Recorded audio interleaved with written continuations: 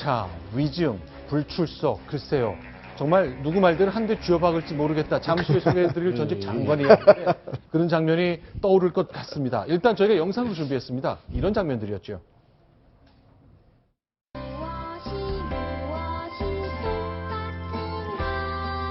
저는 그렇게 얘기한 일이 없습니다. 잘 기억이 안 납니다. 제가 잘 모릅니다. 관여한 바 없습니다. 저는 모릅니다. 잘 기억이 안 납니다. 뭐 별 신경 안 썼습니다. 제 입장에서 보면 전부 다 억울한 겁니다.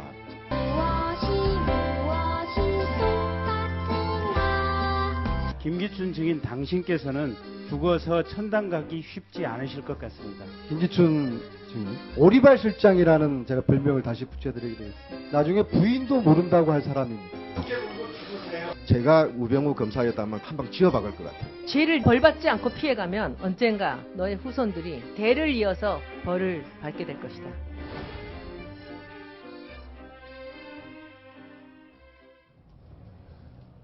네, 김한정 의원 어떠셨습니까? 한 방 쥐어박고 싶다 얘기하셨는데 반향이 좀 있었죠? 그럼 뭐 제가 말이 좀 과했던 거고요. 네. 그러나 국민들 보시기에 어땠을까? 저분들은 고위공직자입니다. 네. 비서실장, 민정수석, 하늘에 새도 떨어뜨리는 권력자들입니다. 네. 그런 공직 책임 있는 자리에 있었던 분들이 네. 저렇게 과연 국민 앞에 대답해도 될까 네. 하는 좀 아쉬움과 네. 좀 분노가 있었습니다. 근데 전체적으로 보면요. 이제 우병우 민정수석 그리고 김기춘 비서실장이 너무 잘 빠져나가니까 많은 국민들 중에서도 이제 이거 의원들이 조금 더 날카롭게 해줬으면 어떻게 꼼짝 못하게 할 질문을 할 수 있는 방법이 없을까 했을 것 같은데 위원장으로 보시기에 어떠셨습니까? 제가 이렇게 사회석에서 네. 17명의 우리 동료 청문위원들이 네. 정말 많은 준비를 했어요. 네. 이 청문회에서 잘하면 스타 되고 대통령도 될 수 있는데 네. 그게 바로 자꾸 하신 노무현 전 대통령 아닙니까? 네. 뭐 이런 분들 홍준표 지금 경남지사 이런 분들이 대체적으로 보면 청문회 스타들이거든요. 네. 그러니까 이번에 17명의 여야 이 청문위원들이 정말 많은 준비를 했어요. 네. 근데 이 많은 준비 속에서도 역시 김기춘과 우병우 같은 사람들은 뭐 기름 바른 사람들은 네. 감당이 안 되는 거예요. 그러니까 빨리 법을 국회에서 이 정언 감정 등에 관한 법률에 의해 가지고 네. 허위 정언하면은 여기서 말 제대로 하면 그 아는 걸 모른다 그러고 또 실질적인 내용을 다르게 했다가 나중에 처벌받으면 이거 큰일 난다는 걸 네. 제대로 주시해야죠. 그러니까 저도 그 관련해서 말씀을 좀 여쭙고 싶은데요. 앞서 그 원포인트 강제 구인법을 말씀하셨는데 네. 물론 이제 청문회에 출석하지 않는 증인들을 데려오는 것도 중요하지만 앉혀놓은 증인들에 대해서 진실을 얘기할 수밖에 없는, 진실을 얘기하지 않으면 반드시 나중에 기소가 될 수 있다, 처벌받을 수 있다. 이래서 뭐 수사권이라든지 아니면 기소권이 특조위에 없다 보니까 증인들이 잘 모르겠다, 이렇게 부인으로 일관하는 거 아니냐. 그래서 국조특위 자체를 청문회로만 끝나는 것이 아니라 나중에 이것이 수사로 이어지거나 또는 기소로 이어질 수 있도록 후속 조치까지 좀 해야 되는 거 아니냐, 이런 지적이 좀 있습니다. 제가 이제 요 며칠 상간에 박영수 특검을 지금 만날 겁니다. 네. 청문회 기간 동안에 사실상 허위 정을 한 내용이라든지 이건 국민들이나 저희 청문위원들이 보더라도 명백한 한마디로 네. 허위 정언을 한 사실에 대해서는 제가 특검 박영수 검사에게 바로 처벌을 요청할 거예요. 네. 그래서 앞으로 이런 부분이 없도록 할 것이며 또 중요한 것은 이번 특검을 통해서 이렇게 느껴지는 부분입니다만 네. 국민과 함께하는 국정조사가 되니까 네. 여러분들 사실상 몇 년 전 국정조사는 정말 유명무실했잖아요. 기억이 안 그래도 납니다. 이번에는 우리 국민들이 실시간으로 우리 청문위원들에게 SNS로 정보를 제공했어요. 그걸 제대로 활용한 위원들은 이번에 상당히 스타 청문위원들이 되었죠. 그러니까 앞으로도 우리 위원들도 많은 준비를 해야 되겠지만은 제가 잘못이 있는 사람들 국회에 이제 청문회 정인 채택되면은 정말 올바르게 살지 않았다고 하면은 우리 국민들의 이런 제보에 의해서 빠져나갈 구멍이 없다는 걸 이 자리를 통해서 밝혀드리고 있습니다. 글쎄요, 이제 저희들을 보기에도 이제 좀 답답한 장면들이 좀 있었는데, 이제 직접 질문 안 하셨지만, 일부 하시기도 했지만, 위원장으로서 이렇게 엄포를 놓고 호통을 좀 치는 게 증인들이 좀 정신을 차리는 데 도움이 됐을지 모르겠습니다. 김성태 위원장, 이런 장면들이 있었습니다. 소장 들어! 예, 알겠습니다. 법과장 앞으로 오시고. 답변 자세와 태도가 아주 불량합니다. 예? 어렵게 이 자리 정원대에 선 마당이면은 국민들에게 진솔한 자세와 또 마음가짐. 아니, 지금 실제로 모르는 일에 대해서 계속 물어보기만 모른다고 말씀드리고 있습니다. 정말 그렇게 똑바로 안 하실 겁니까? 바로 앉아 있습니다, 위원장님. 그 자세 바르게 하세요. 여기가 민정수석실의 부하 직원들하고 회의하는 장소도 아닌데 잠깐 메모하라고 허용하는 것이지. 본인의 답변 내용을 그렇게 기록하기 위한 자세로 메모를 허용하는 게 위원장이 아니에요. 자세 바르게 하시고 성의 있게 답변하세요. 네, 위원장 말씀 여기가 뭐 유의하겠습니다. 민정수석실에 뭐 회의 장소 회의하러 왔어요? 이규혁 증인 오늘 지금 위원들로부터 신문조사 한 번도 안 받았죠? 네, 그렇습니다.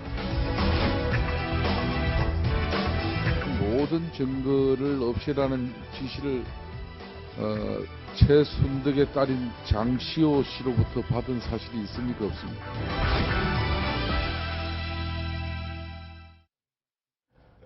많이 좀 답답하셨습니까? 저런 시간 동안에? 그렇죠. 아무래도 그 이규혁 증인 같은 경우는 증인으로 채택해놓고도 우리 위원님들이 너무나 중요한 증인들이 많으니까 사실상 좀 소홀했어요. 근데 사실상 이규혁 증인도 네. 장시호랑 이렇게 내용을 파고 보면 많은 내용이 나올 사람인데 네. 좀 아쉬웠죠. 네.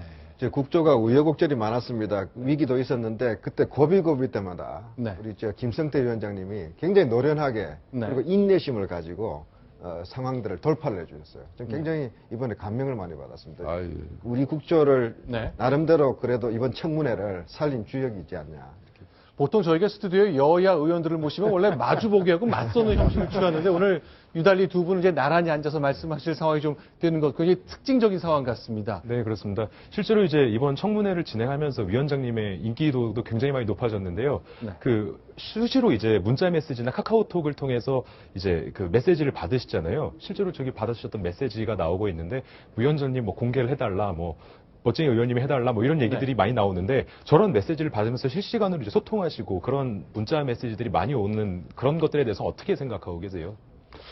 뭐 솔직히 한편으로는 상당히 성가시기도 합니다. 네. 특히 저 옆에 새누리당 간사 이완영 의원이 앉아 계시는데 네. 이분이 좀 본인 소신과 또 개성 있는 입장들 때문에 네. 사실상 그 순간에 문자나 카톡이 한 2,000개가 들어오고. 그 짧은 시간에요. 짧은 시간에. 네. 한 1분 이내에 그렇게 들어오고. 네. 즉, 그 말 뭐 그냥 이완영 간사위원 그냥 퇴장시키세요. 별 이야기가 다 들어오죠. 그럴 때마다 때로는 많은 힘든 부분도 있는데 우리 국민들께서 SNS를 통해서 많은 청문위원들에게 네. 실시간으로 제보를 주문해서 김기춘 정인 같은 경우도 거의 밤 12시 다 돼가지고 박영선 의원에게 네. 그때 사실상 박근혜 대통령 행사장에 네. 같이 한 사실을 그 결정적인 사진을 제보했지 않습니까? 그렇죠. 그런 것들이 국민들과 함께하는 국정조사였어요. 알겠습니다. 자, 김한정 의원도 저희가 쭉 영상을 찾아보니까 이화 여대 관련된 질의 때 이제 예. 활약이 좀 보였던데요. 그것도 여기 영상으로 잠시 소개해드리겠습니다. 제가 오늘 문자를 많이 받았습니다. 하나 소개하겠습니다. 이화여대 학생이 보낸 겁니다. 김혜숙 교수님은 경찰 투입과 학사 비리 관련해서 학생들 입장에서 정의 구현을 위해 많이 애써주셨습니다.